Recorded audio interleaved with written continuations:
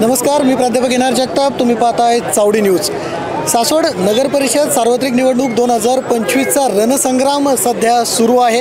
रणधुमाळी रंगलेली आहे. आज भाजपचा प्रचाराचा नारळ शुभारंभ झालेला आहे आणि या प्रचार शुभारंभावेळी आणखी एक जी ब्रेकिंग न्यूज आहे ती म्हणजे माजी नगरसेवक गणेश जगताप हे अजित पवार राष्ट्रवादी पक्षातून त्यांनी भाजपमध्ये प्रवेश केलेला आहे आणि यासोबतच भाजपला आणखी एक बिनविरोध नगरसेवक मिळाल्याचा देखील शुभशकून झाल्याचं जे भाजपचे जिल्हाध्यक्ष आहे शेखर वडणे आणि आमदार योगेश टिळेकर यांनी देखील सांगितलं आहे. तर आपण गणेश जगताप यांच्याशी बातचीत करणार आहोत, जाणून घेणार आहोत की या प्रवेशामागची भूमिका काय आहे. तुम्ही अजित पवार राष्ट्रवादी काँग्रेस पक्षातून आता भाजपमध्ये प्रवेश केलेला आहे, नेमकं हा निर्णय घेण्यामागचा भूमिका काय आहे? सासवडची नगरपालिकेची निवडणूक होऊ घातलेली आहे.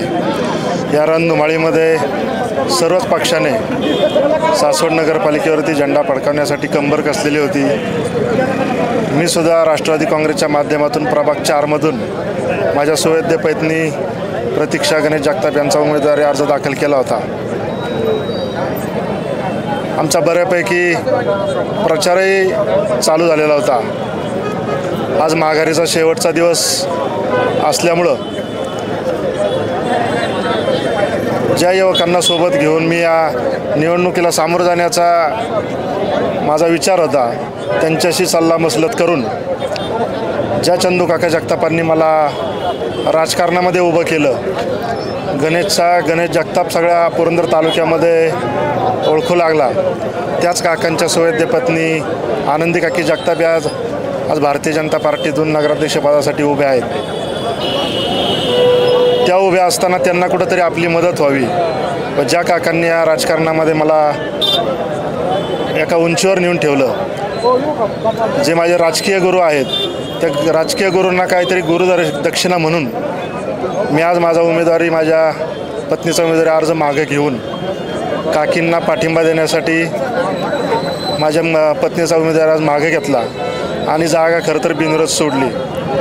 ती जागा बिनविरोध सोडत असताना त्या 4 नंबर प्रभागातील जे माझे युवक सहकारी असतील, महिला मंडळी असतील, ज्यांनी कोणी मला यात गेल्या 3-4 महिन्यामध्ये प्रचाराच्या दरम्यान या सर्व रणधुमाळीमध्ये मला सहकार्य केलं, खरं तर त्या सर्वांचं मी या निमित्ताने आभार मानतो.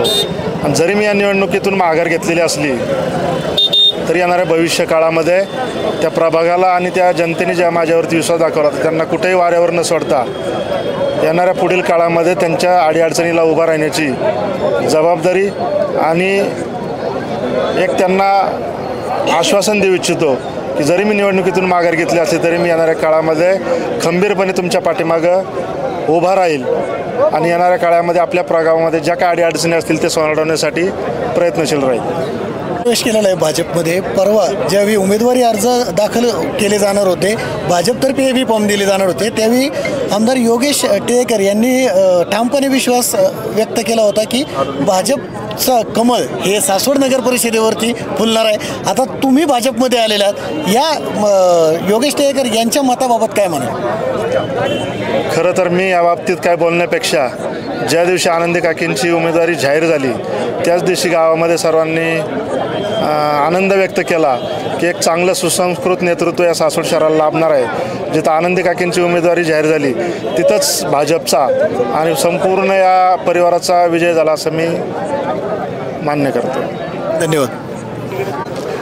तर माझ्यासोबत होते माजी नगरसेवक गणेश जगताप. आत्ता जर बघितलं तर ऐन प्रचाराच्या शुभारंभाच्या वेळेला अजित पवार राष्ट्रवादी पक्षाला एक मोठा धक्का म्हणावा लागेल की त्यांचा जो उमेदवार आहे त्या उमेदवारानेच अर्ज मागे घेऊन भाजपमध्ये प्रवेश केलेला आहे. यामुळे अजित पवार राष्ट्रवादी काँग्रेस पक्षाला हे एक मोठं खिंडार मानलं जाते. धन्यवाद.